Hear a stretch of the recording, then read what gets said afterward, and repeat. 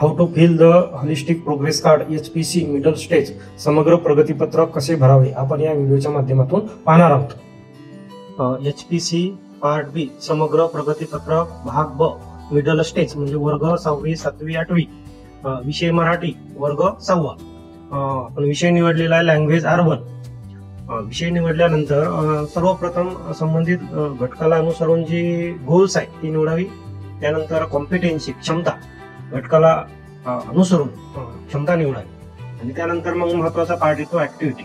ऍक्टिव्हिटीमध्ये मी विषय निवडलेला आहे डॉक्टर कलाम यांचे बालपण आणि मग त्यामध्ये सर्वप्रथम आहे अप्रोच ऑफ द ऍक्टिव्हिटी निवडलेली आहे टेक्नॉलॉजी इंटिग्रेटेड म्हणजे टेक्नॉलॉजीवर आधारित त्यांच्या जीवनाचे विविध प्रसंग मी या घटकाला अनुसरून दाखवणार आहे। आणि मग या ऍक्टिव्हिटी पूर्ण करण्यासाठी 80 मिनिटाचा वेळ लागतो। 80 मिनिट म्हणजे 2 तासिका या ठिकाणी मी घेणार आहे।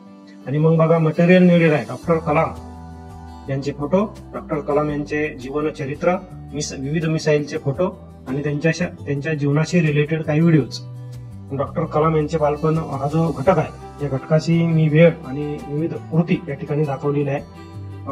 15 मिनिट विद्यार्थी प्रकट वाचन करतील, त्यानंतर मग गटचर्चा घडवून आणतील, विद्यार्थी मग घटकावर आधारित काही सादरीकरण करतील, शिक्षक मग स्पष्टीकरण देतील आणि मग प्रश्नोत्तराची चर्चा होईल। या असेसमेंटशी संबंधित इथं काही प्रश्न आहे। आणि मग आहे असेसमेंट रुब्रिक। रुब्रिक मध्ये संबंधित क्षमतेमध्ये literacy awareness, literacy sensitivity, literacy creativity यामध्ये विद्यार्थी कोणत्या स्टेजला आहे त्याची स्टेज दाखवण्याचा प्रयत्न मी या ठिकाणी केलेला आहे। नंतर आहे मग स्टुडंट रिफ्लेक्शन यामध्ये विद्यार्थी स्वतः संबंधी काही प्रतिसाद नोंदवणार आहे आणि तो प्रतिसाद इमोजीला गोल करून या स्वरूपात रंगवेल। या ठिकाणी मी या 3 इमोजीला गोल केलेला आहे। त्यानंतर आहे माय प्रोग्रेस ग्रीड विद्यार्थी त्याला ज्या स्वतःमध्ये अबिलिटी वाटतील, परफॉर्मन्स ऑन द ऍक्टिव्हिटी वाटतील त्याला तो गोल करेल। जसं बघा I was able to learn something new म्हणजे संबंधित घटकाच्या माध्यमातून काहीतरी नवीन शिकण्याचा मी प्रयत्न करेन। I was able to follow the instruction मी सूचना पालन करण्याचा प्रयत्न करेन। अशा विविध परफॉर्मन्स ऑन द ऍक्टिव्हिटी आहे। विद्यार्थ्याला त्याचा प्रोग्रेस नेमका कसा आहे तो विद्यार्थी स्वतः या ठिकाणी काही इमोजी म्हणजे संबंधित क्षमतेला गोल करून तो स्वतःची ग्रीड या ठिकाणी तो भरेल। त्यानंतर आहे मग त्याचं एकत्रित किती परफॉर्मन्स त्यांनी रंगवले, किती परफॉर्मन्स त्यांनी गोल केलेले आहे मग त्याचं एकत्रित संख्या या ठिकाणी लिहायचं आहे। आणि मग माय लर्निंग्स याच्यामध्ये bye doing this activity I learn म्हणजे विद्यार्थी काय शिकला।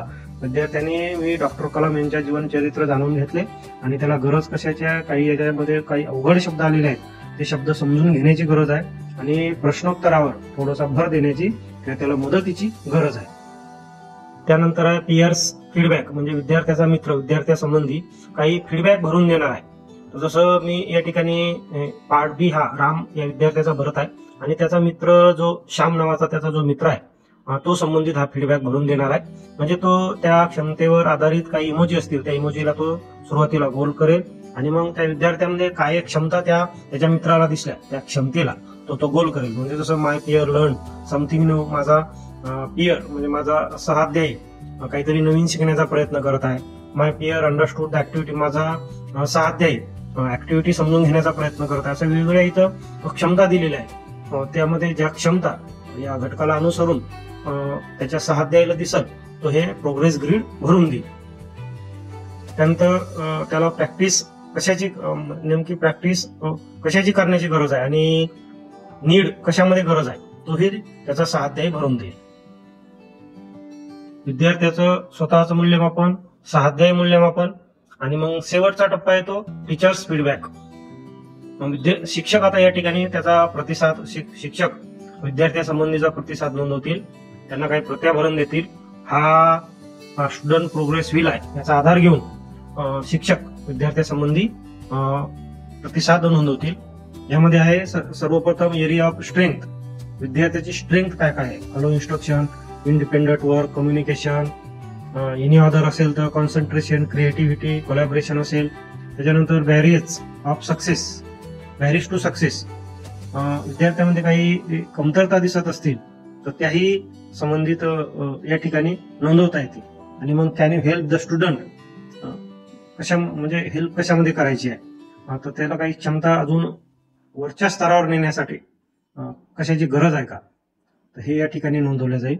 आणि मग सगळ्यात शेवटी आहे टीचर्स ऑब्झर्वेशन अँड रिकमेंडेशन, म्हणजे शिक्षक विद्यार्थ्यासंबंधी काही प्रतिसाद या ठिकाणी प्रत्यक्ष लिहितील की संबंधित ऍक्टिव्हिटी घेताना विद्यार्थ्याचा सहभाग कसा होता, विद्यार्थी वेळोवेळी कृती करत होता काय, योग्य म्हणजे संबंधित घटकाच्या अध्यापन प्रक्रियेमध्ये सहभाग घेता होता काय, त्याला संबंधित घटक किती समजला, या संबंधित शिक्षक सकारात्मक प्रतिसाद देऊन संबंधित ऑब्झर्वेशन या ठिकाणी नोंदवतील. नमस्कार मित्रांनो, माझा हा व्हिडिओ कसा वाटला नक्की कमेंट करा आणि माझ्या या चॅनलला सबस्क्राईब करा. धन्यवाद.